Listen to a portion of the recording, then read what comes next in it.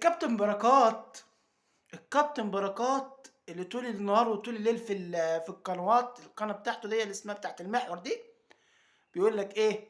راح اكلم مين؟ الكابتن حسام حسن، قال له احنا عايزين نجيب كابتن سيد معوض، عشان كان زعلان مني وبتاع، عايزين نصالحه، نجيب له اتحاد الكوره. الكابتن حسام حسن قال له لا، فالكابتن بركات زعل ومشي واتقمص. يا جدعان ده مبقاش اتحاد، ده بقى اتحاد عزبة ابو صفيع.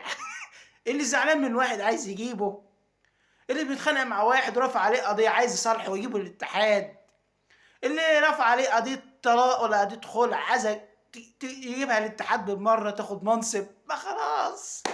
ما خلاص عليه العوض ومن العوض، مبقاش اتحاد، بقى اتحاد كرة البزراميط، اتحاد الكرة اللي مفشل الدنيا في مصر.